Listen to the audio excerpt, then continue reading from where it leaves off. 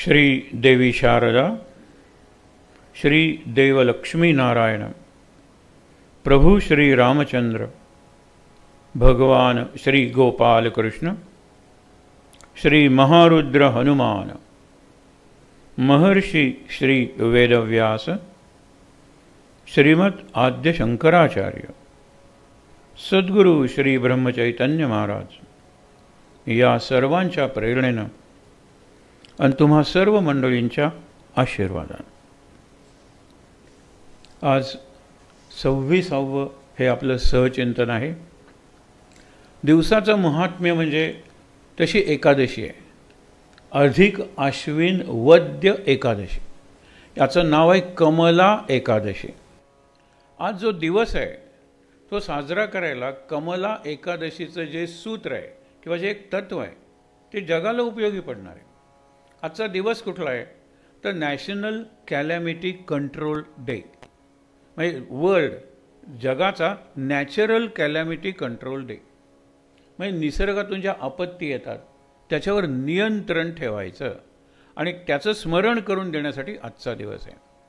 किंवा international natural calamity और disaster reduction day. Natural disaster आहे त्याच्यात रिडक्शन घट करायची. म्हणजे उदाहरणार्थ क्लायमेट चेंज हा आपल्या हातात नाही असं म्हणतो आपण, पण आपल्या हातात आहे. कारण मूळ सूर्याचे किरण जे पृथ्वीवर येतात तेच जर अत्यंत तीव्र रूपात येतात, कारण ओझोनला होल पडलेला आहे. ओझोनला होल कोणी पाडलं? जनावरांनी का पक्ष्यांनी का झाडांनी? उलट झाडं तर ओझोन घट्ट करत असतात, ओझोनचं तीव्रता वाढवत असतात. आपणच ते केलेलं आहे. निरनिराळे शोध लावायचे, त्या शोधातून निरनिराळ्या वायूंचं एमिशन म्हणजे निरनिराळे वायू बाहेर पडायचे आणि त्यातून हे सगळं प्रदूषण व्हायचं. म्हणून आज ज्याला आपण अवेळी पाऊस पडणं, क्लाउड बर्स्ट म्हणजे ढगफुटी, मग तिथे काय इमारतीसुद्धा कोसळतात आणि वाहनं सगळी वाहून जातात, कारण तेवढ्याच भागात तो ढग सगळा एकदम बादलीतून पाणी होतावं तसा पडतो. भूकंप आहेत, ज्वालामुखी आहेत, सुनामी आहे. याच्यावर आपल्याला काय कंट्रोल करता येईल तर रिडक्शन जो भाग आहे तो रिडक्शन म्हणजे भूकंप झाल्यानंतर मला त्या भूकंपाची जी तीव्रता आहे आणि त्याचे जे आफ्टर इफेक्ट्स म्हणजे नंतरचे परिणाम आहेत ते कमी करता येईल, ज्याला आपण आज क्रायसिस मॅनेजमेंट म्हणतो. क्रायसिस मॅनेजमेंट एकदम काहीतरी संकट आलं तर त्या संकटाचं व्यवस्थापन करायचं. आणि हल्ली सगळे देश आणि आपला देशही करायला लागलेला आहे. मी पूर्वी वादळ आल्यानंतर इतकी माणसं मेली, इतकं नुकसान झालं, ते आता कमी व्हायला लागले. दॅट इज कॉल्ड रिडक्शन, कमी करायचं. आणि कमला एकादशीचा ह्याच्याशी काय संबंध आहे तेच तुम्हाला सांगतो. कमला म्हणजे लक्ष्मी आणि लक्ष्मी म्हणजे पैसा नाही, हे कायम लक्षात ठेवायचं. तोच घोटाळा झालेला आहे आपला. पैशाला पण लक्ष्मी मानायला लागलेलं आहे. लक्ष्मी पूजनाच्या दिवशी पैशाची पूजा करतो नाही आहे ते. धनत्रयोदशीच्या दिवशीसुद्धा धन्वंतरी जो अमृत घेऊन आला त्याची ती जयंती आहे. धन्य वाटावं असं काहीतरी पूजलं पाहिजे त्या दिवशी. पैशाने धन्य वाटलं असं एकही उदाहरण नाही आहे हो. म्हणजे जितका पैसा जास्त तितकी चिंता जास्त आणि तितके निरनिराळे रोग मनाचे शरीराचे जास्त, तेवढी असुरक्षितता जास्त. हे मुद्दामून लक्षात घ्या. जेवढी तुमची लोकप्रियता वाढते तेवढी तुमची सुरक्षितता धोक्यात येते. म्हणून आज जे आपण सेलिब्रिटीज म्हणतो, पण ते नट असेल काही असेल, त्यांना त्यांचे कमांडोज असतात, त्याला बाउन्सर्स वगैरे म्हणतात, किंवा सरकार त्यांना XYZ अशी सुरक्षितता देतं. हे आवश्यक झालेलं आहे. एकच वाक्य पाहून पुढे जाऊया. मला जर कमला या शब्दाचा अर्थ कळला तर जी लक्ष्मी माझ्याकडे आहे ती कमळासारखी वापरायची. कमळात बसलेली कमळात उभी असलेली लक्ष्मी आपण बघतो आणि त्याच्या बाजूला हत्ती, आणि हत्ती तिला काय करतायत? हार घालतायत. गजांत लक्ष्मीचं मंदिर एक गोव्यात आहे. गजांत म्हणजे एखादा हत्ती पोसायला दिला तर त्याचं पोषण करता करता किंवा त्याला पोसता पोसता आपण दरिद्री होतो. म्हणजे पूर्वी सहज विनोदाने म्हणायचे की तुमच्या मुलीला जावई जर नीट वागवत नसेल आणि तुम्हाला जर परवडत असेल तर त्याला हत्ती भेट द्या या वाढदिवसाला. आणि तो हत्ती पोसता पोसता तो लाचार होतो की नाही ते बघ, मी तुला नीट वागवतो, तुझ्या वडिलांना हा हत्ती परत न्यायला सांग. पण असे गजांत म्हणजे तुम्ही हत्ती मोजून थकाल इतकी संपत्ती म्हणजे गजांत लक्ष्मी. असे श्रीमंत लोक आहेत का? आहेत. काल आपण एक प्रसंग बघत होतो स्यमंतक मण्याचा. कृष्ण त्या सत्राजिताला भेटला की सांगायचा, तो जो स्यमंतक मणी आहे ना, तो राज्यकोशात जमा कर. त्याच्यामागचं तत्व लक्षात घ्या. एकाच माणसाकडे जर संपूर्ण राज्याच्या कोशापेक्षा जास्त सोनं किंवा जास्त संपत्ती असेल तर ते समाजाच्या हिताच्या दृष्टीने वाईट आहे. आज जवळजवळ अशी 20 कुटुंब आहेत, फॅमिलीज, की ज्यांच्या हातात आपली 80% संपत्ती आहे या देशाची.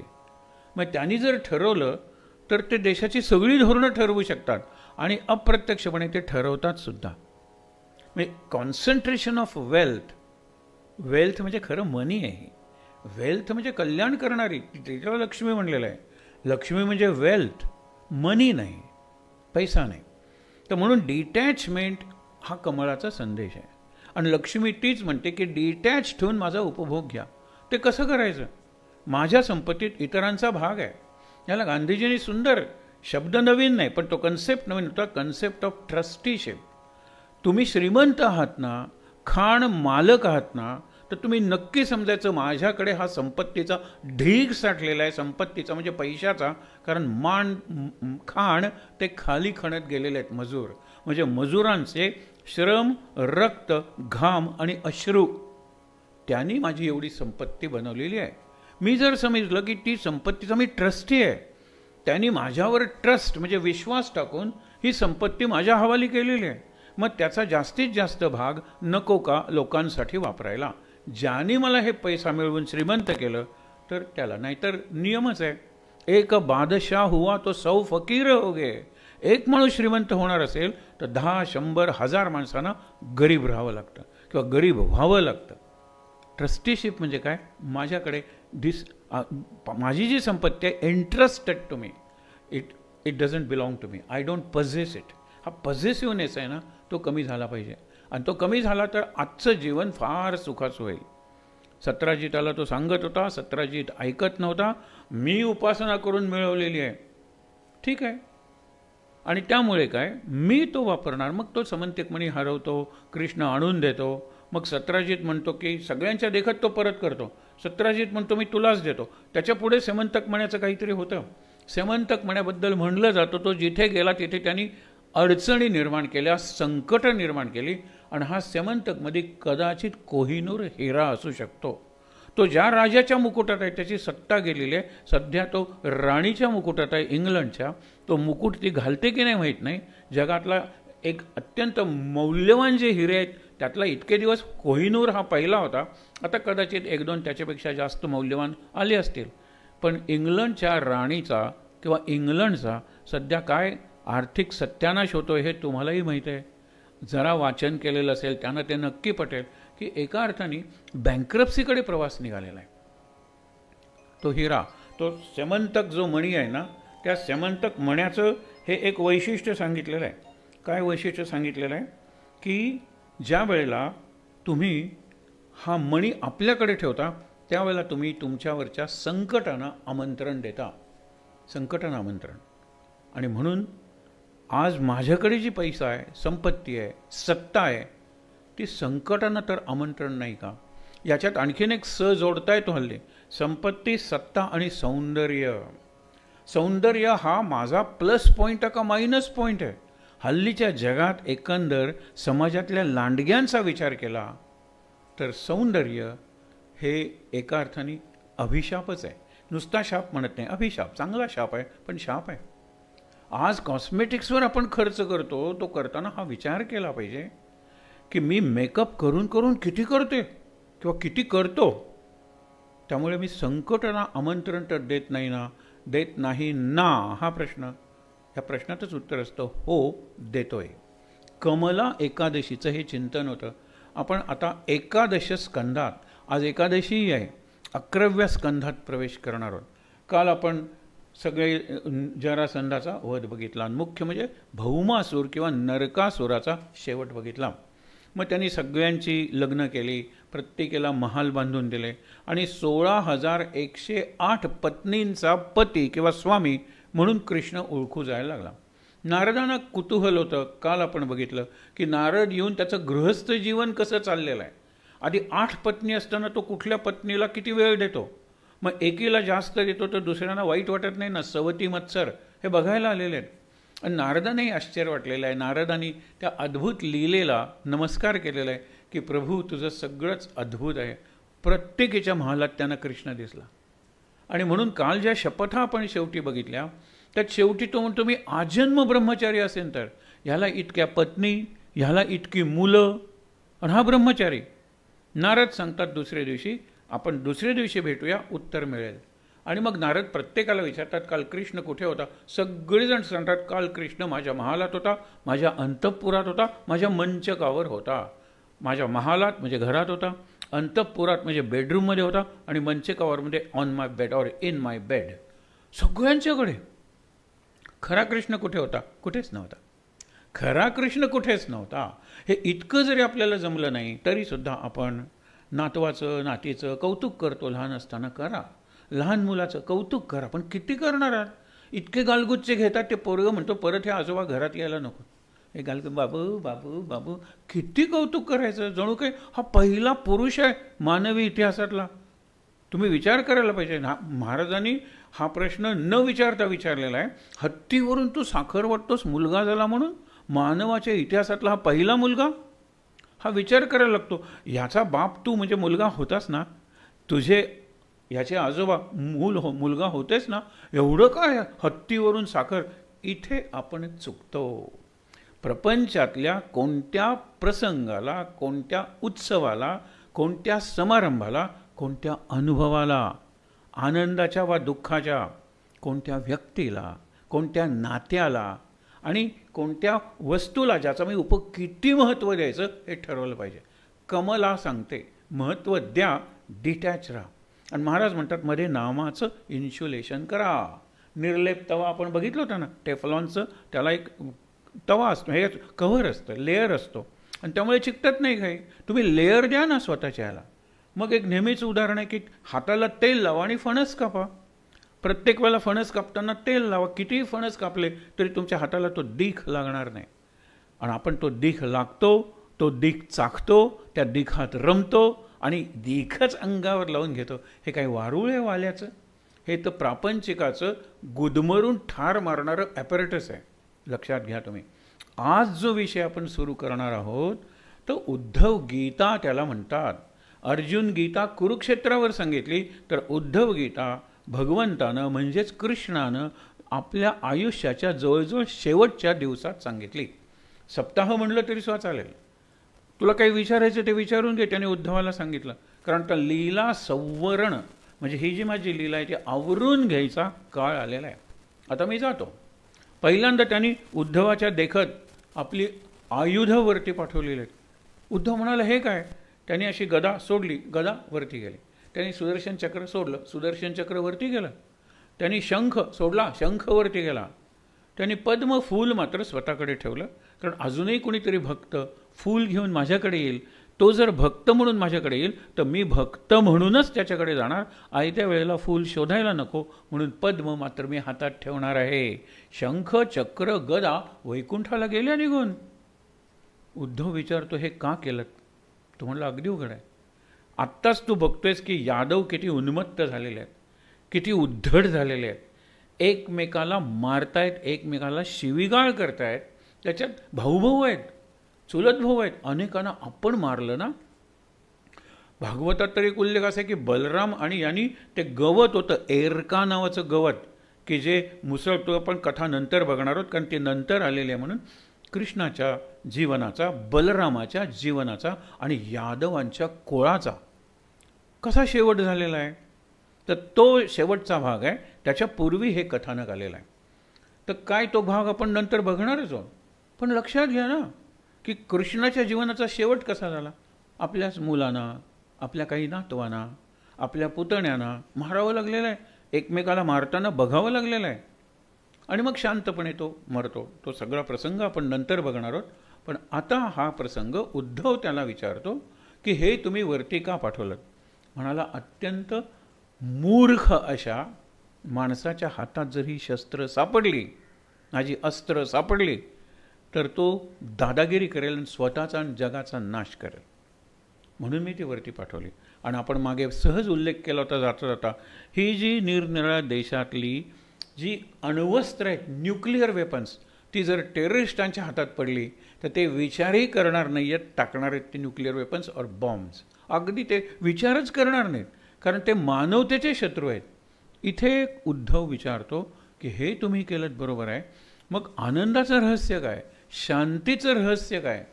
तुम्ही आता जाणार म्हणता, मग तुम्ही गेल्यानंतर धर्म कुणाच्या आश्रयाला जाणार आहे हा प्रश्न विचारलेला आहे. कृष्ण गेल्यानंतर धर्म कुणाच्या आश्रयाला गेला? धर्म भागवताच्या आश्रयाला गेला. भागवत हा ग्रंथ आहे, मी माझं तेज या भागवतात ठेवतोय, भागवत मी तुझ्याकडे देतोय, त्याचा तू अभ्यास कर. पहिल्यांदा व्यासांच्या आश्रमात जा, त्याच्यानंतर हिमालयात जा, याच्यावर पूर्ण प्रभुत्व म्हणजे मास्टरी मिळव भागवतावर, आणि नंतर भागवत धर्माचा प्रसार करत तू फिरत राहा, हे सांगितलं त्याला. आणि मग उद्धवाचा जो प्रश्न आहे, शांत, तृप्त, समाधानी, आनंदी कसं राहायचं? एक मी तुला कथानक सांगतो. यदू हा आमच्या कुळाचा मूळ पुरुष. त्या यदूवरून आम्ही यादव जन्माला आलो. तर त्याच्याकडे सगळं होतं, पण शांती नव्हती, मनःशांती. आणि त्यामुळे तो मनःशांतीसाठी इकडे तिकडे भटकायचा, शिकार करायचा, निसर्गात जायचा, अरण्यात जायचा. असा एकदा गेला असताना समोरून एक व्यक्ती येते, अवधूत वृत्ती, दत्तात्रेय, अवधूत दत्तात्रेय येत असतात.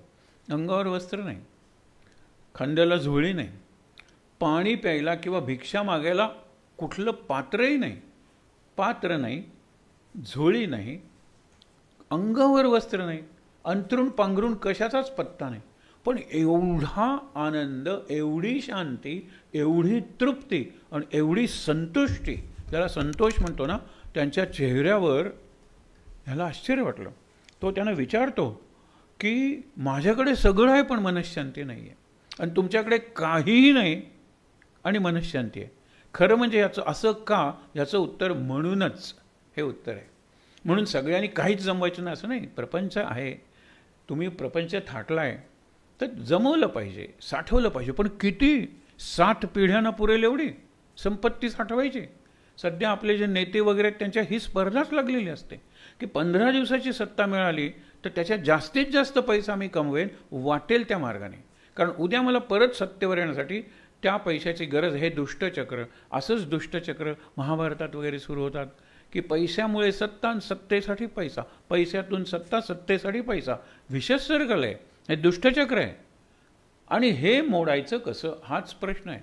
म्हणजे माझ्याकडे सगळं असलं तरी शांत कसं राहायचं आणि काही नसलं तरी शांत कसं राहायचं?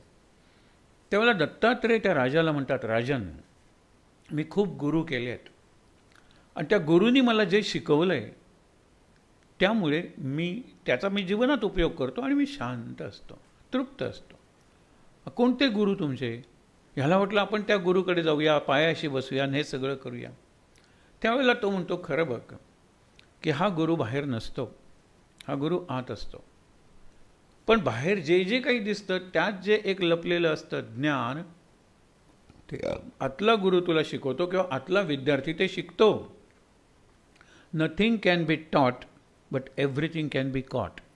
नथिंग कॅन बी टॉट, लक्षात ठेव, एव्हरीथिंग कॅन बी लर्न्ड. म्हणून म्हणतो की 40 मुलं आहेत, ह्यानी किती चांगलं शिकलं गणित, तेच मी ह्यांना शिकवलं होतं, ते शिकलंच नाही. आपण त्या 3 भांड्यांचं उदाहरण नेहमी देतो की 3 पॉट्स आहेत, मडकी आहेत. एका मडक्याचं तोंड आकाशाकडे, एक मडकं पूर्णपणे पालथं आहे आणि एक मडकं तिरकं आहे, स्लांटिंग, आणि पाऊस पडतो. हे मडकं लगेच भरतं. हे उलटं जे मडकं आहे ते कधी भरणार नाही आहे, आणि तिरकं मडकं आहे ते अर्धवट का होईना पण भरणार आहे.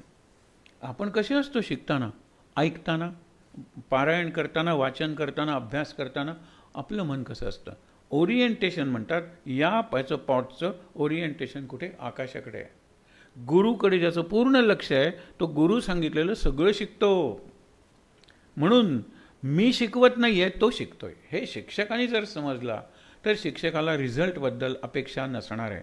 चांगला लागेल, मी चांगलं शिकवलेलं आहे, कमी लागला तरी माझी काही, मला वाईट वाटणार नाही. चांगला लागला, माझ्यामुळे लागला असं मी बिलकुल म्हणणार नाही.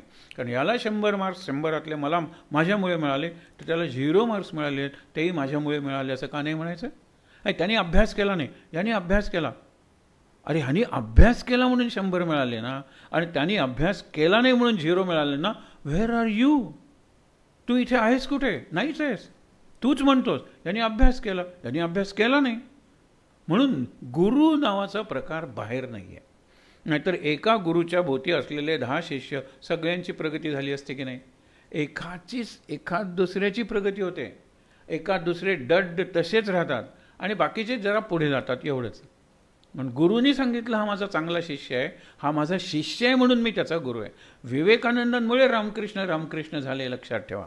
शिवाजी महाराजांमुळे रामदास झाले असं म्हणायला हरकत नाही आहे. गुरुमुळे शिष्य आणि शिष्यामुळे गुरु.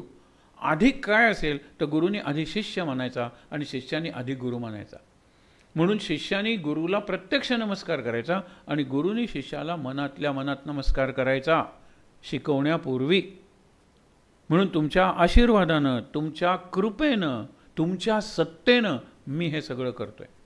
मग यदुराजा म्हणाला मला तुम्हाला तुमच्या गुरूंची गोष्ट ऐकायला आवडेल, मी सुद्धा असे गुरु करेन. आणि तुम्हाला म्हणतो, पूर्वी एक गीत होतं की बिनभिंतीची उघडी शाळा लाखो इथले गुरु. हे निसर्ग आहे, त्याला भिंती कुठे आहेत? आपल्या क्लासरूमला भिंती आहेत, पण क्लासरूमच्या बाहेर काही शिक्षण चालत नाही. जे शाळेत गेले नाहीत ते शिकलेले नसतात. विचार करा तुम्ही, जे शाळेत गेलेले नाहीत ना, आपल्याकडे येणारा दूधवाला किंवा ती भाजीवाली, त्यांना जीवनाचं जेवढं ज्ञान असतं तेवढं आपल्याला नसतं. मागे आपण तो गमतीदार प्रसंग बघितला होता. एक जण ब्रह्मचारी असताना ज्या भाजीवालीकडे घेत होता, लग्न झाल्यानंतर बायकोला घेऊन त्या भाजीवालीकडे गेला आणि नंतर बायकोने भाजी दिली. हा म्हणतो माझी बायको शिकलेली आहे. ती म्हणते अरे वा कौतुक आहे. आणि नंतर म्हणलं की खूप शिकलेल्या दिसत आहेत. तर तो म्हणतो खूप शिकलेले आहेत, कारण का? तुला कसं कळलं? ह्याला वाटलं आपल्या बायकोच्या चेहऱ्यावर तेज आहे आणि म्हणून ती भाजीवाली म्हणते ह्या खूप शिकलेल्या दिसत आहेत. तर नाही, त्याने आधी टोमॅटो घातले आणि वरून नारळ ठेवले. खूप शिकलेलं असल्याशिवाय असं करणार नाहीत. आम्ही अशिक्षित माणसं, पहिल्यांदा नारळ घालून, नंतर बटाटे घालून, वरती टोमॅटो घालून. शिकलेलं आहेत. कसलं शिक्षण हे? हे फॉर्मल एज्युकेशन शाळेतलं. बिनभिंतीची उघडी शाळा लाखो इथले गुरु, झाडे वेली पशु पाखरे यांची गोष्टी करू. हे शिकवणार आहे मला. आकाशातले तारे मला गणित शिकवतात, म्हणजे जे अगणित आहेत ते मला गणित शिकवतात. हे पक्षी मला संगीत शिकवतात. 7 स्वर आपले आहेत, त्यांचेही 7च असतील, पण किती निरनिराळ्या राग रागिण्या आलापी ते पक्षी करत असतात. सकाळी फक्त ऐका, त्यांच्या आधी जरा उठा, कान स्वच्छ करा, बघा किती निरनिराळ्या प्रकारचे आवाजांचे पॅटर्न्स असतात त्यांचे. हे गुरु नाहीत आपले, गुरु आहेत. पण मी त्यांच्याकडे गुरु म्हणून केव्हा बघेन? मी स्वतःला लघु मानलं तर. मी स्वतःला जर नम्र, विनयशील, माझ्याकडे काहीतरी कमी आहे असं मानलं तर मी लोकांच्याकडे गुरु म्हणून पाहू शकतो. हे तत्व आहे. एक उदाहरण घेता येईल आपल्याला. कृष्ण दुर्योधनाला समजावायला जातो की हे युद्ध किती. त्यावेळेला तो म्हणतो, कृष्णा जानामि धर्मम न च मे आपण प्रवृत्ती. धर्म म्हणजे काय मला माहीत आहे ना, तू कशाला शिकवतो? ज्यांनी द्रोणाचार्य कृपाचार्यांनी युधिष्ठिराला शिकवलं त्यांनीच मलाही शिकवलं आहे. आणि मी काय डल असा विद्यार्थी नाही आहे मंदबुद्धीचा. मला माहीत आहे धर्म म्हणजे काय, पण मी तिकडे जाऊ शकत नाही. मला माहीत आहे अधर्म म्हणजे काय, त्याच्यापासून मी परत निवृत्त होत नाही, मी परत येऊ शकत नाही. हे लक्षात घे. तू मला काय शिकवतोयस? हा गुरु करेल का? सांगा बरं. हा गुरगुरतोय फक्त इतरांवर, तो स्वतःला श्रेष्ठ समजतोय. गुरु करून घेण्यासाठी स्वतःला अगदी अगदी खालच्या पातळीवरचं समजलं पाहिजे. मग ती मुंगी तुम्हाला शिकवेल, मग तो भुंगा तुम्हाला शिकवेल, मग तो सरपटत जाणारा सर्प तुम्हाला शिकवेल. आणि हेच की अवधूताचे गुरु. एकंदर 24 अधिक 1 असे 25 गुरु त्यांनी केलेले आहेत. आता 24 गुरूंचा जर हिशेब बघायचा असेल तर पहिली 5 महाभूतं पृथ्वी, आप, तेज, वायू, आकाश, या क्रमाने ते आलेले नाही आहेत. पण ह्या क्रमाने जर आपण शिकलो, जसे आपण जे अवतार ज्या क्रमाने शिकलो त्याच्यात एक नवीन दृष्टी आहे. भागवतात ते असे आलेले नाहीत. विचारला प्रश्न, सांगितली गोष्ट, विचारला प्रश्न सांगितली, शंका विचारली सांगितलं, आणि ते रेकॉर्ड करत गेले. त्याचं सिस्टमटायझेशन म्हणतात ना, आणि त्याला आपण म्हणतो knowledge. Systematized body of language, body of knowledge is a textbook, is a branch of knowledge, is a discipline. Commerce discipline वगैरे काय आहे, तिथे प्रत्येक गोष्टीचं ऑर्गनाइज्ड असतं नॉलेज, डिसिप्लिन्ड असतं. आपण ते डिसिप्लिन करून 24 गुरु बघतोय. म्हणजे लक्षात राहील तुमच्या 5 महाभूतं. कळलं? पंचमहाभूतं: पृथ्वी, आप, तेज, वायू, आकाश. निसर्गातले आणखीन 3: सूर्य, चंद्र आणि समुद्र. हे 8 झाले. म्हणजे 1/3 गुरु झाले. 5 गुरु असे आहेत, आपल्या 5 इंद्रियांसाठी ते गुरु आहेत, पण निषेधात्मक किंवा नकारात्मक गुरु आहे असं बनायचं नाही. शब्द, स्पर्श, रूप, रस आणि गंध हे आपल्या याचे डोळे, कान, नाक, जीभ, त्वचा. डोळ्याचा कुठला विषय? रूप. कानाचा कुठला आहे? शब्द. म्हणून शब्द, स्पर्श, रूप, रस, गंध. शब्दासाठी काय आहे? हरिण, म्हणजे आपण मृग म्हणूया. नंतर शब्द, स्पर्श, स्पर्शासाठी गज म्हणजे हत्ती झालं. रूप, शब्द, स्पर्श, रूप. रूपासाठी तो पतंग, तो किडा उडतो वगैरे, तो बुडी मारतो, तो आपण बघणार आहोत. नंतर स्पर्श, रूप, रस. रसासाठी मीन म्हणजे मासा. आणि गंधसाठी भ्रमर म्हणजे भुंगा. हे 5 झाले. म्हणजे 5 आणि 3 8 आणि 5 13 झाले. आता सरपटणारे. सरपटणारे 2 आहेत. एक सर्प किंवा नाग आणि अजगर. नंतर उडणारे पक्षी, त्याच्यात कबूतर आहे, लक्षात ठेवा. घार आहे, आपण कुरर ज्याला म्हणतो ना, ते घार. हे 2 आहेत. कीटक आहेत. मधमाशी आपण ज्याला म्हणतो, जसं मधमाशी आहे तसा मधुहर्ता, तो मध नेणारा. हे 2 गुरु आहेत. मधमाशीला म्हणतात, अरे हे तुझं चांगलं शिकलो, नमस्कार. अरे बापरे, हे तुझ्यापासून सावध झालो, नमस्कार. हे दोन्हीला पॉझिटिव्ह गुरु आहे, निगेटिव्ह गुरु आहे. मधमाशी तर मधमाशी आहे. नंतर पेशकीट असा एक खास किडा येतो, आपण ज्याला भृंगी म्हणूया किंवा कुंभारीण माशी मराठीत म्हणतात. आपण ते बघणार आहोत सगळं, तो ऐका आहे. आणि त्याच्यानंतर मधमाशी झालं, हे झालं. ऊर्णनाभी कोळी आहे, त्याची तर फारच सुंदर गोष्ट आहे. हे 24च्या 24 हा स्वतंत्र विषय आहे. ते बघायला आपल्याला किमान 7 दिवस लागतील जर नीट बघायचं असेल. म्हणून याच्यातले निवडक आपण बघणार आहोत. आज आणि उद्या 2 दिवसात हा विषय संपणार आहोत. आणि नंतर आपण भक्ती भागवत हा विषय करत समारोप करणार आहोत शुक्रवारी 16 तारखेला. हे लक्षात घेऊया. म्हणून सांगितलेलं आहे. पक्षी, माणूस, माणसातले 4 आहेत. लहान मूल आहे, एक युवती आहे, बाण करणारा लोहार आहे आणि पिंगला नावाची वेश्या आहे. वेश्याला सुद्धा गुरु केलं. हो, कारण तिच्याकडून मी खरं वैराग्य म्हणजे काय, शुद्ध वैराग्य म्हणजे काय, हे मी तिच्याकडून शिकलो. हे 24 गुरु झाले. आणि 25वा माझा देह. मला देहच नसता माणसाचा, मी जर जिवंतच नसतो, मला मेंदू नसता आणि त्या मेंदूने मला विचार करता येत नसता. सगळ्या प्राण्यांना मेंदू आहेत की, पण असा विचार कुठे करतात? कुत्री माणसाकडून तरी काय शिकतात हे विचार करण्यासारखी गोष्ट आहे. माणूस कुत्र्यापासून खूप शिकतो. ही निरनिराळी आसनं जी शोधून काढली पतंजलीने, त्या आसनांची नावच आहेत. म्हणजे श्वानासन आहे, व्याघ्रासन आहे, सिंहासन आहे किंवा मार्जारासन आहे, उष्ट्रासन म्हणजे उंटासारखं आहे. प्रत्येक ठिकाणून शिकलेला आहे ना तो. नंतर हलासन आहे, शलभासन आहे. शलभ म्हणजे नागतोडा किंवा देवाचा घोडा आपण काय म्हणतो, शलभ, त्याच्यासारखं असं. हल म्हणजे नांगर, काही वस्तूंपासून. म्हणजे वस्तू कार्य कशी करते आणि वस्तूचं स्ट्रक्चर कसं आहे. आणि त्याप्रमाणे देहाच्या निरनिराळ्या पोझिशन्स, पोझेस किंवा पोश्चर्स, त्याच्यावरून आसनं ठरली. म्हणून प्रत्येक गोष्ट शिकवते आपल्याला. हे जर मला तत्त्व कळलं, हे मी शिकलो माणूस, कारण मी माणूस आहे, मला मेंदू आहे, प्रगत विकसित मेंदू आहे आणि मी विचार करू शकतो. एक सहज उदाहरण म्हणून दिलं.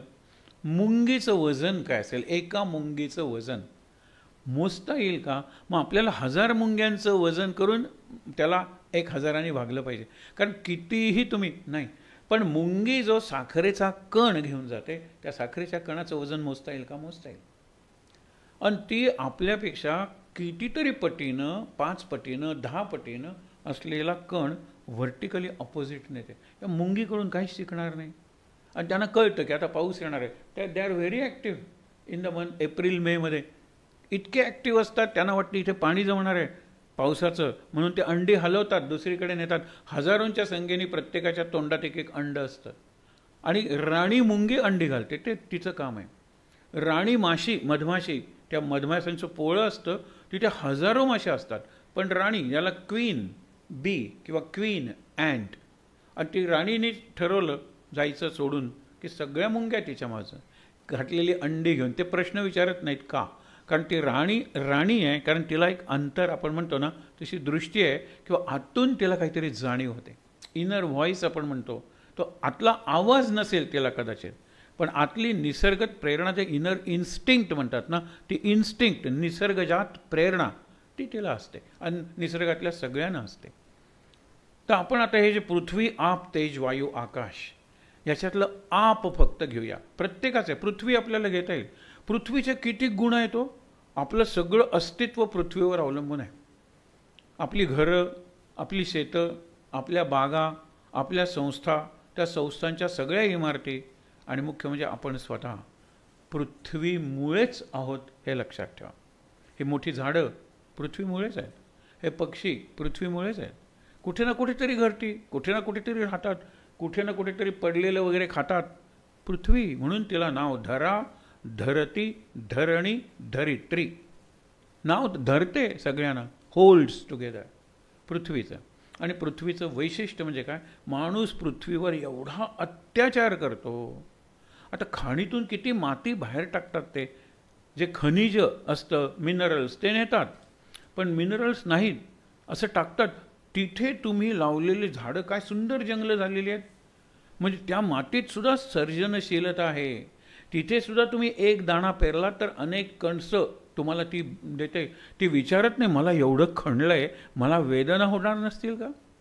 एका मुलाने विचारलेला प्रश्न आहे. सर, समोरून हा JCB असतो ना, म्हणजे बुलडोझर सारखा येतोय, त्याला क्रेन आहे, यामुळे चांगलं काय होणार आहे सांगा बरं निसर्गाचं?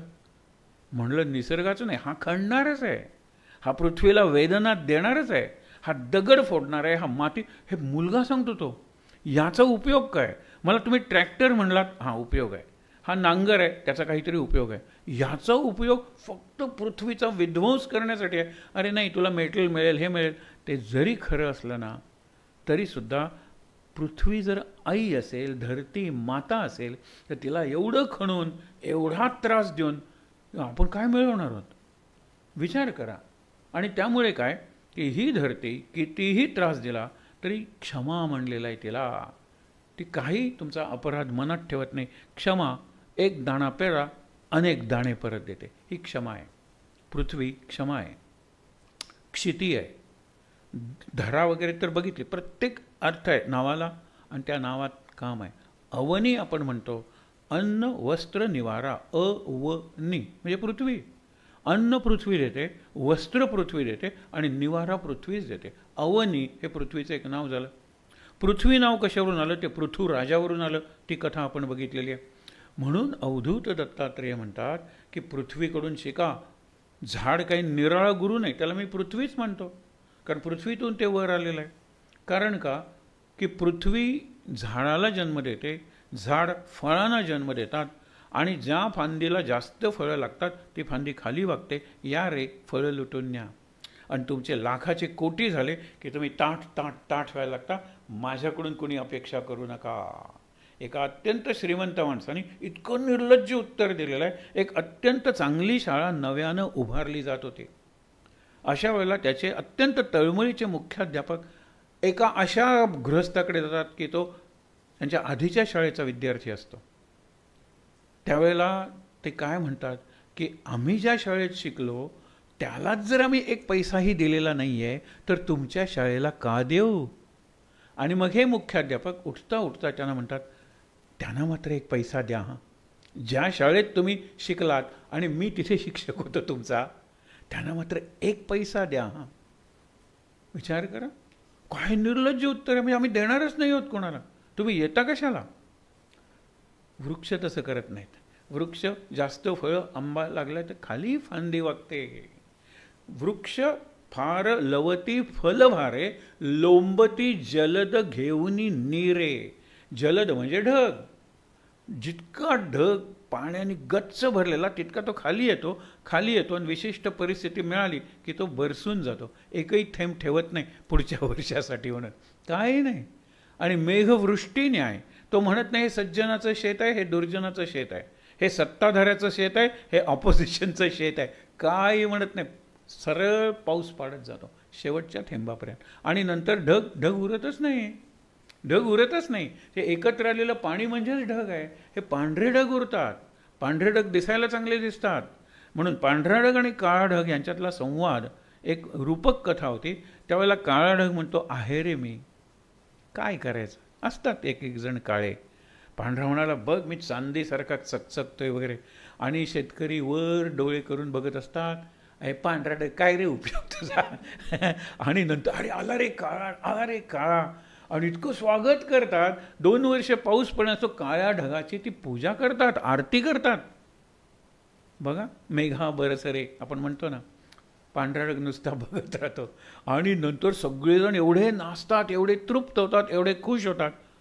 आणि नंतर तो काळ्या ढगाकडे क्षमा मागणार तर काळा ढगच नसतो. ही गंमत बघा ना, काळा ढगच नसतो, सगळा पडून गेला. आणि हा मात्र वारा येईल तसा उडत राहतो आपल्या रूपावर, आपल्या रंगावर हे करत. स्वरूप काय आहे? हा हॉलो आहे पांढरा ढग, पण ह्याचं स्वरूप दिसायला काळा असला तरी आतून तो जलमय आहे, जलद आहे. द म्हणजे देणारा, जल देणारा, तो जलद.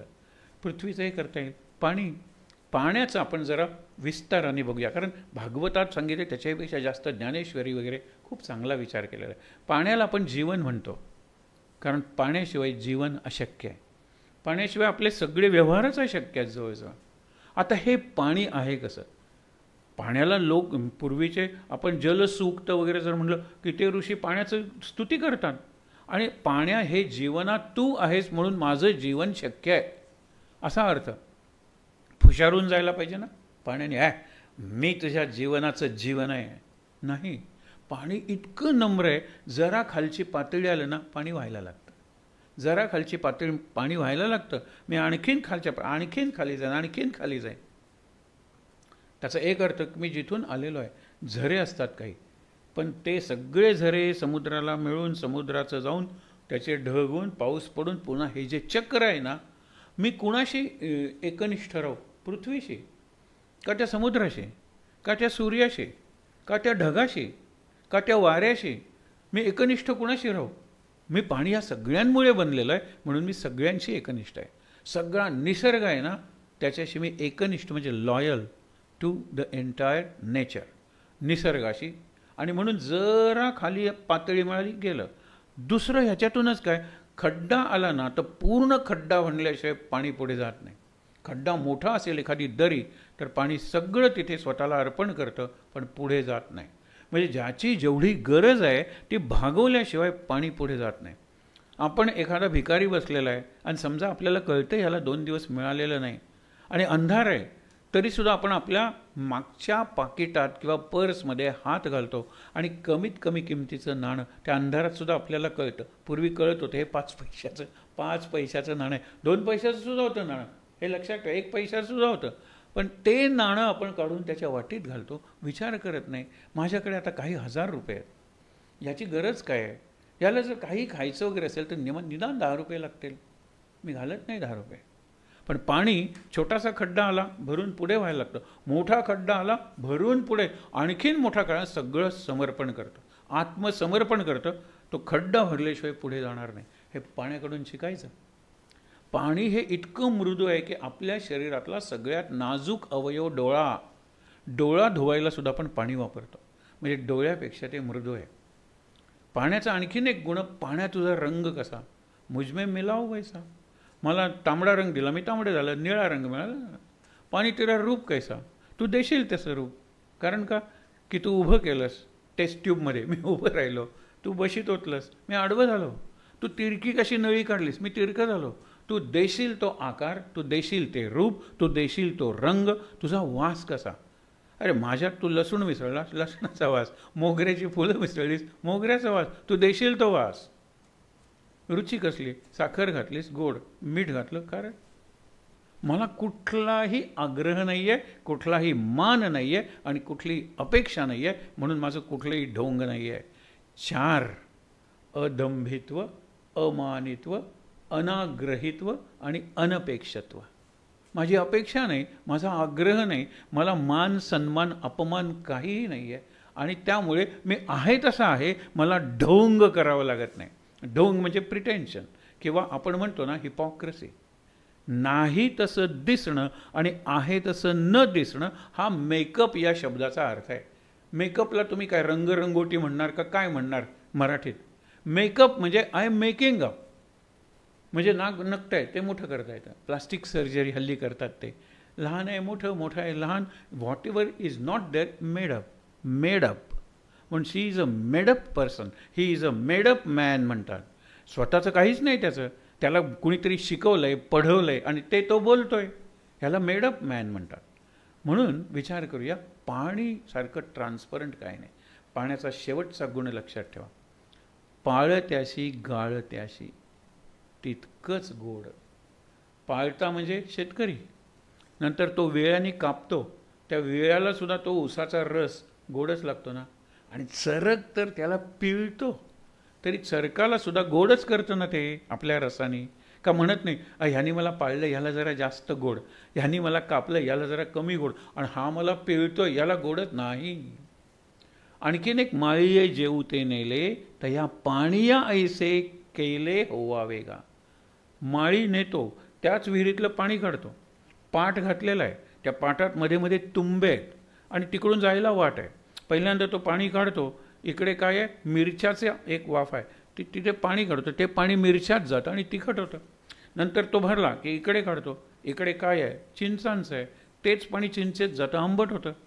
नंतर ते भरला काढतो, इकडे करतो, इकडे काय, कारली आहेत, तेच पाणी कारल्यात जातं, कडू होतं. पुढे ऊस आहे, तेच पाणी ऊसात जातं, गोड होतं.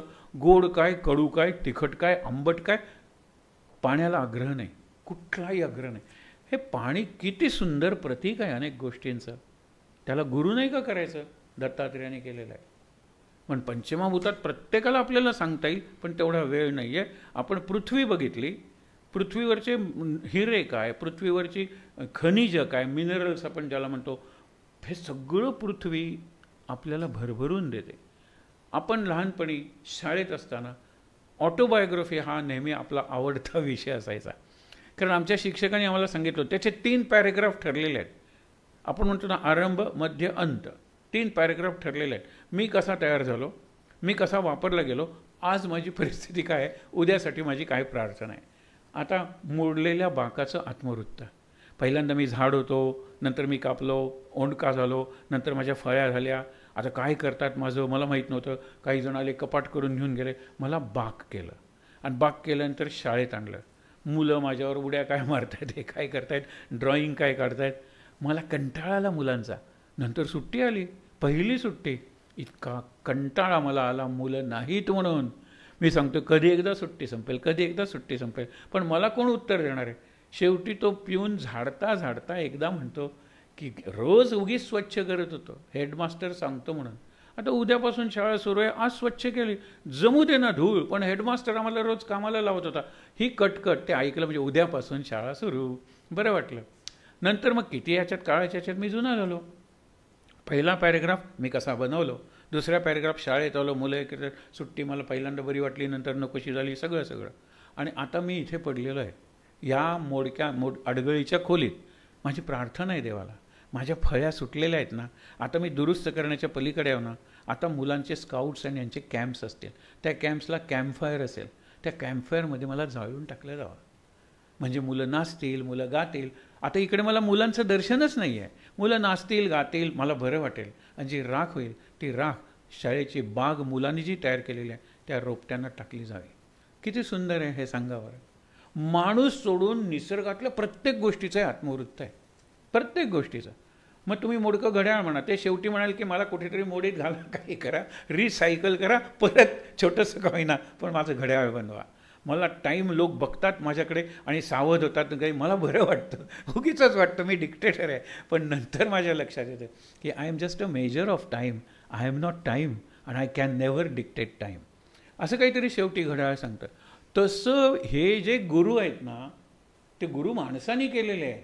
माणसाकडे ती शक्ती आहे, गुरु माणसाने केलेले आहे, माणसाकडे ती शक्ती आहे, माझ्याकडे ती शक्ती आहे. म्हणून दत्तात्रेयांचे गुरु 24+1 सांगायचे. एक म्हणजे दत्तात्रेय स्वतः. तेच जर नसते तर हे 24 गुरु कोणी सांगा, हा गुरूंचा कन्सेप्ट आपल्याला कोणी सांगितला असता. म्हणून हे पहिले 5. आता नंतरचे 5 आहेत ना, खरं म्हणजे ते 5ही सांगण्यासारखे आहेत, कारण ते एकमेकाशी जोडलेले आहेत. आपण या 5चा विचार आत्ता करूया आणि नंतर निवडक अशांचा नंतर करूया.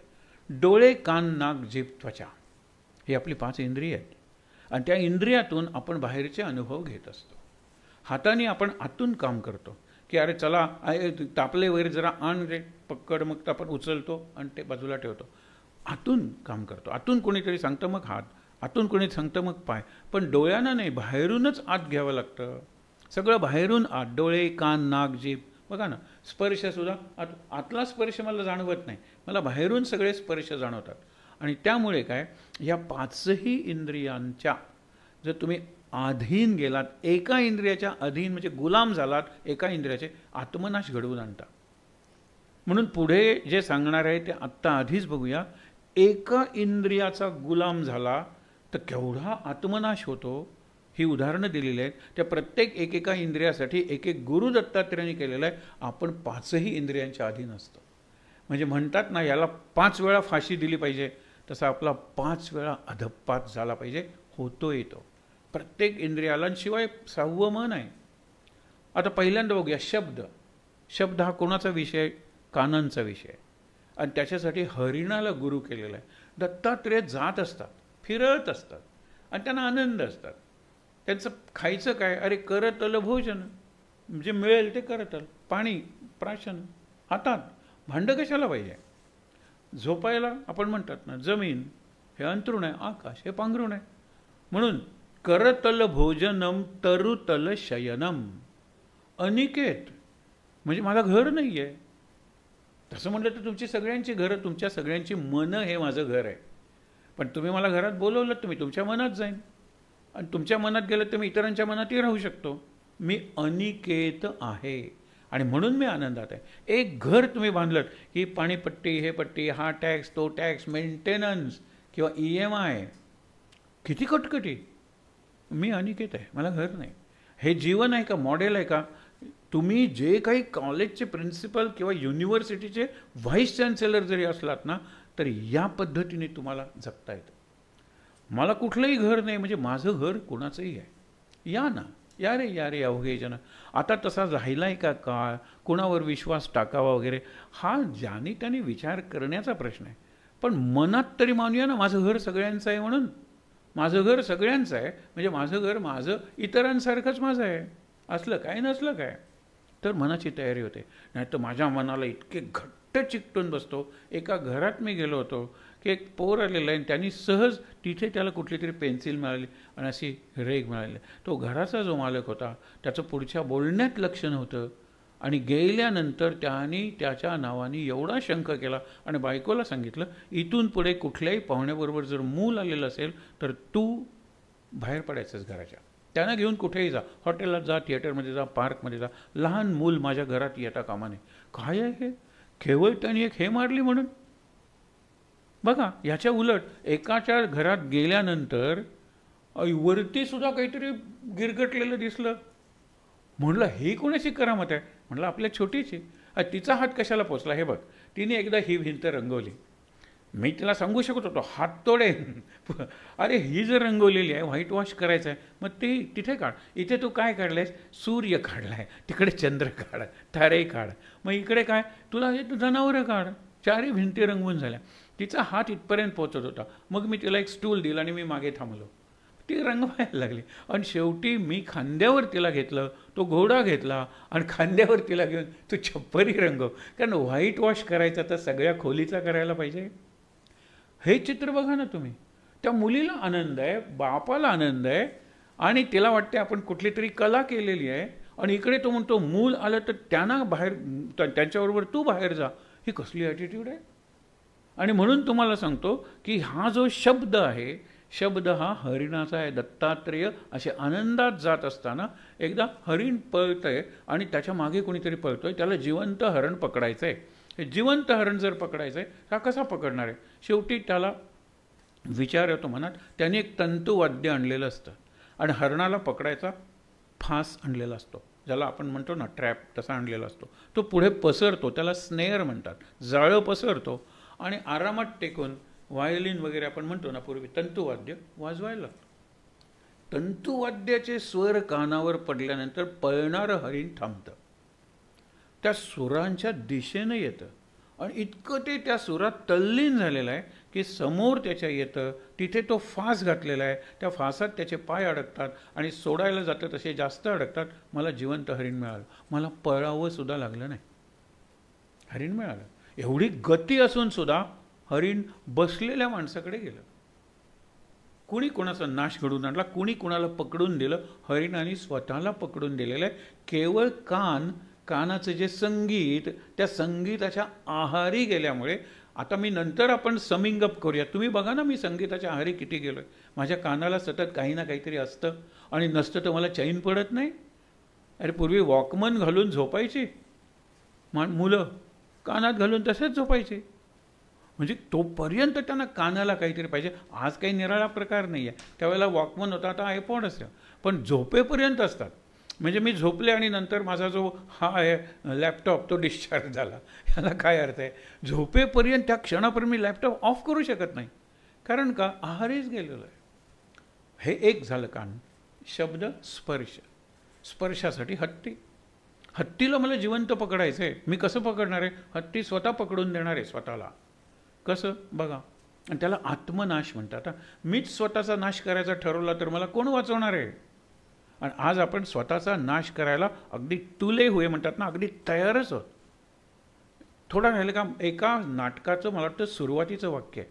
शिक्षकाला, अरे त्याचा एक विद्यार्थी भेटतो की जो आता तरुण झालेला आहे. शिक्षक विचारतो, अरे तू काय करतोस? सर, माझं आयुष्य नेम धरून उकिरड्यावर फेकतोय. नेम धरून. आणि त्याचा इतका आवेश आहे सुंदर. तो म्हणाला, अरे याचं आयुष्य उकिरड्यावर पडलं, म्हणजे काही वाचवत नाही आहे मी तुम्हाला. तुम्ही काय शिकवलेत मला? जीवनाला उपयोगी पडेल असा कुठला तरी विषय होता अभ्यासक्रमात? आयुष्य उकिरड्यावर फेकतोय नेम धरून. तसं आपण करतोय. आपण आपलं उरलेलं आयुष्य या इंद्रियांच्या भोगांच्या आहारी जाऊन स्वामी बना ना. म्हणून काल उदाहरण सांगितलं होतं, 86 जिलब्या खाल्ल्या त्यांनी कॉलेजच्या शाळेच्या एका समारंभाला, आणि नंतर सांगितलं, मी जिंकली ना पैज 80 खायचं ठरवलं होतं ना, मी 86 खाल्ल्या. जिलबी आणा. आता 87वी खातो की काय? तुळशी पत्र आणा. आणि तिथे केले. त्याच्यात वाक्य आहे की 20 वर्षांनी मी त्याला पुन्हा भेटलो. म्हणाला, काहीतरी इतक्या दिवसांनी भेटलोय, काहीतरी गोड खाऊया का? मी म्हणल्यानंतर तो म्हणतो, काही आण. सोडून जिलबी. जिलबी त्या दिवशी सोडली. हा स्वामी आहे, हे कृष्ण आहे. 86 खाईन. सोडायचं म्हणलं की त्या क्षणी सोडली. ज्या वेळेला मी तुळशीपत्र ठेवलं, जिलबी माझी अत्यंत आवडत होती, ती मी सोडली.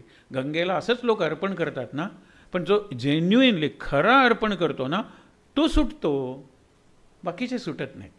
म्हणून बघूया, हत्तीला पकडायचं आहे तर हत्तीपेक्षा मोठा खड्डा खणतात. हे फार समजण्यासारखं आहे. हे तरुणांनासुद्धा सांगून त्यांना जीवनाचं मॅनेजमेंट कसं करायचं त्याचं हे उदाहरण आहे. मोठा खड्डा खणायचा आणि तो गवत, पाला, पाचोळा यांनी भरून टाकायचा आणि त्याच्या पलीकडे एक साकाची हत्तीन. साक म्हणजे आपण ज्याला तरट वगैरे म्हणतो ना, पोतं वगैरे आपण करतो ना, गणेश चतुर्थीला सीन्स करतो, फ्लोट्स करतो निरनिराळे, त्याच्यात मोठे हत्ती वगैरे करतो ना, तसा जो खोटा हत्ती ठेवलेला आहे. आता हत्तीला आपल्या पायाखालची जमीन कशी आहे, पुढचे 10-15 फूट कळतात त्याला. आणि त्याला कळत असेल ही जमीन भुसभुशीत आहे, तो दिशा बदलतो. मग त्याच्या पायाला ते सेन्सर्स असतील की टणक जमीन असेल तरच तो पुढे जातो. आता त्याला लक्षातच येत नाही, त्याला ती हत्तीण दिसते आणि स्पर्श सुख पाहिजे तिच्यापासून, तो धावत जातो. खरं म्हणजे त्याला इथे आल्यानंतर कळायला पाहिजे असेल 10 फुटावर खड्डा आहे म्हणून. एरवी त्याला कळलं असतं, कारण एरवी त्याचं सेन्सेस जागेवर असतो, त्याची सगळी इंद्रिय ठिकाणावर असतात. आता तो बेभान झालेला आहे, त्याला ते स्पर्श सुख पाहिजे, तो त्या खड्ड्यात पडतो. हत्तीण खोटीच असते, पण तो त्या खड्ड्यात पडतो आणि नंतर त्याला माणसं वळतात आणि घेऊन येतात वरती. विचार करा, हत्तीला कोणी पकडलं? हत्तीने स्वतःला पकडून दिलेलं आहे. शब्द, स्पर्श, रूप. रूपाचं तर का आपण किती TV बघतो, रूप. आणि ते वेणोबाने सांगितलं होतं, त्या भावल्या, त्या जळणाऱ्या भावल्या, त्या पेटलेल्या भावल्या किती दिवस बघणार? आणि खरंच आहे, त्या खोट्या भावल्या असतात. मग मी अगदी म्हणतो, हा राम आला, हा कृष्ण आला, अरे ते खोटे आहेत. तुम्ही त्याच्या मुलाखती बघा, हल्ली मेकिंग ऑफ सास बहू साजिश वगैरे सारखे कार्यक्रम असतात ना दुपारी, त्याच्यात ते खरे कसे असतात. ती चिखलिया सांगते सीता झालेली पहिल्या ह्याच्यातली, कधी एकदा जीनमध्ये येते असं झालं होतं. दुसरा कोणतरी म्हणतो कधी बिअर पितोय असं झालं होतं. हे सगळे राम लक्ष्मण सीता हनुमान कधी एकदा त्या उमरगावला ते करत होते, तिथे काही मिळायचं नाही, आम्ही घेऊन जायचो. हे सगळ्या मुलाखती बघा ना. आणि मग कसं आहे, हे सगळं नाटकच आहे, हा सगळा अभिनयच आहे, हे सगळं खोटं खोटं आहे. म्हणून मी जर एखाद्या इंद्रियाच्या अधीन न जाता त्या इंद्रियावर स्वामित्व, ज्याला गोस्वामी आपण शब्द वापरलाय, राम गोस्वामी होता, कृष्ण गोस्वामी होता. रामाचं गोस्वामित्व जरा रिजिड होतं. नाही म्हणजे नाही, कृष्ण खाऊनही नाही म्हणजे नाही, कारण मी अलिप्त आहे, डिटॅच्ड आहे त्याच्यापासून. हे शिकलं पाहिजे. शब्द स्पर्श रूप, रूपाचं तर किती उदाहरण सुंदर दिलेलं आहे. तो ज्योतिभोवती परणारा फिरणारा पतंगा, तो जीव असतो. बघा ना, पावसाळ्यात वगैरे जीव येतात, ते ज्योतीच्या तिथे मरून पडतात. आपले हे दिवे असतात त्याला सुद्धा टक्कर मारतात. थोडंसं होल मिळालं तर आत जाऊन किती जीव मेलेले असतात. स्ट्रीट लाईट्सवर वगैरे आपण बघतो, कारण तेज दिसलं, रूप दिसलं की त्याच्यावर उडी मारायची. आणि हे पतंगे त्यांना उडण्यासाठी पंख दिलेले आहेत. एक सुंदर ज्योत जळते, त्याच्या मला सौंदर्याचा अनुभव घ्यायचा आहे. मी फिरत फिरत जवळून फिरत नाही घेता येणार अनुभव, मी त्याच्यातच उडी मारतो. स्वतःचे पंख जळून जातात, मी मरतो आणि कधी कधी मी त्या ज्योतीलाही विझवतो. हा काही जीवनाचा आस्वाद घेण्याचा मंत्र आहे? नाही आहे. म्हणून विचार करूया आपण की जीवनाचा आस्वाद घ्यायचा असेल तर डिटॅचमेंटने चांगला घेता येईल, स्वामी बनून चांगला घेता येईल, गुलाम बनून नाही. आणखीन विषय पुढे आहे, एकच बघूया, थांबूया. हा विषय आपण उद्या पुन्हा चालू ठेवणार आहोत. पण विचार करा, शब्द स्पर्श रूप रस आपल्या गोवेकरांचं खास मीन सांगितलेलं आहे. मासा, आपण मासे खातो, पण मासा कसा, त्याला पाण्यातून पोहण्याची एवढी गती आहे. मग मी कसं पकडतो? अरे मी कुठे पकडतो, तो मासा स्वतःला पकडून देतो. जाळं ज्यावेळेला येतं त्यावेळेला जाळ्याच्या बाजूला काहीतरी आले म्हणे जातात, ते सुटतात. जाळ्याची जी होल्स असतात त्याला जे बारीक असतात त्यातून सुटतात. आणखीन एक सांगतात, ते तर सगळ्यात सुंदर उदाहरण आहे हो. आपण शेवटच्या दिवशी पुन्हा पाहूया की कोळी जो जाळं टाकतो त्याच्या पायाशी जे मासे असतात ते जाळ्यात कधी अडकत नाहीत. मग तुम्ही परमेश्वराच्या सद्गुरूंच्या पायाशी राहा, तुमच्या मनाचं लग्न त्याच्या पायाशी लावा, मग बघा तुम्ही कधीच मायेच्या जाळ्यात सापडणार नाही. बरोबर आहे ना? आता शब्द स्पर्श रूप रस, मासा, मी गर टाकतो ना, गरईता म्हणतात ना, कोकणी मराठीत गळ म्हणतात, गळ टाकून बसलेलो आहे. हल्ली तर तेही करत नाहीत, 2-3 गळ टाकले असताना प्रत्येकावर एक दगड ठेवलेला असतो. मी मुद्दाम म्हणून बघतो, पूर्वी मासे गरईनं म्हणजे एक फास्ट टाईम आहे, तो एक छंद आहे. आता काही नाही, 4 गर ठेवायचे, एक गर टाकला, गळ टाकला, एक दगड ठेवला, दुसरा गर टाकला, दगड ठेवला. दगड असल्यामुळे तो स्थिर राहतो ना. त्याला मी गांडूळ वगैरे काहीतरी लावलेलं असतं. बरोबर, कशासाठी? आमिष म्हणतात त्याला. आमिष म्हणजे टेम्पटेशन. गांडूळ लावलेलं आहे, एखादा मासा येतो, थोडासा भाग खातो, निघून जातो, तो अडकत नाही. दुसरा येतो, आणखीन थोडा भाग, तिसरा आधाशी मासा येतो, सगळं गांडूळ खातो आणि त्या गळाचं जे टोक असतं गळाचं त्याला थोडं लागलेलं असतं, ते खाता खाता गळ त्याला अडकतो. लक्षात ठेवा. आणि मग मी वरती काढतो, माशाने स्वतःला गळाला लावलेलं आहे, मी माशाला गळाला लावलेलं नाही. अशा सगळ्या गुरूंच्या कथा आपण उद्या पाहणार आहोत. आणि त्यामुळे आहे त्या ठिकाणी ताट बसून चिंतन करूया. सगळे गुरु हा स्वतंत्र विषय आहे. आपण फक्त काहीच गुरु पाहतोय. इंद्रियांचे 5ही गुरु आपण पाहणार आहोत. त्यापैकी शब्द हरिण, स्पर्श हत्ती, रूप तो पतंगा आणि रस मीन मासा. पुढचा विषय उद्या. शांत. भजन म्हणूया नेहमीचं. श्री कृष्ण गोविंद हरे मुरारे,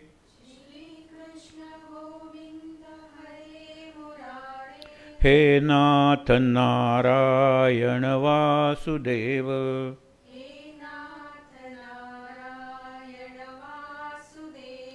श्री कृष्ण गोविंद हरे मुरारे,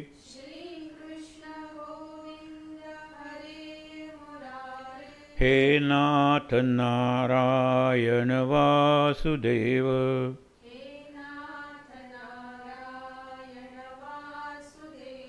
श्री कृष्ण गोविंद हरे मुरारे,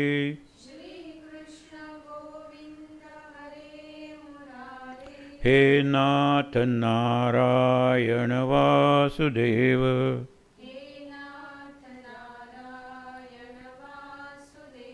हे नाथ नारायण वासुदेव,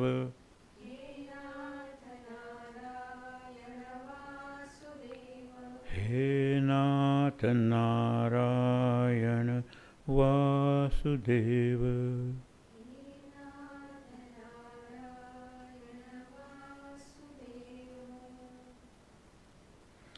सर्वमंगलमांगल्ये शिवे सर्वार्थसाधिके, शरण्ये त्र्यंबके गौरी नारायणी नमोस्तुते, जय नारायणी नमोस्तुते।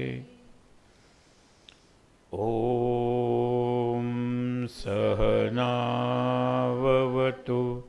सहनौ भुनक्तु सह वीर्यं करवावहै, तेजस्विनावधीतमस्तु मा विद्विषावहै। ॐ शान्ति शान्ति शान्तिः। 3 दीर्घ श्वासोच्छ्वास।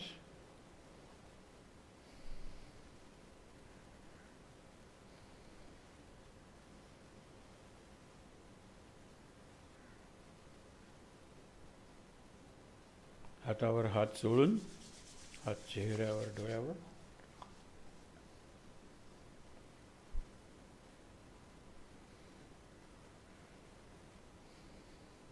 सावकाश डोळे उघडून ध्यानस्थ कृष्ण, सद्गुरुनाथ महाराज, मुरलीधर कृष्ण, लक्ष्मीनारायण आणि प्रभूची वाङ्मयी मूर्ती भागवत ग्रंथ दर्शन घेऊया।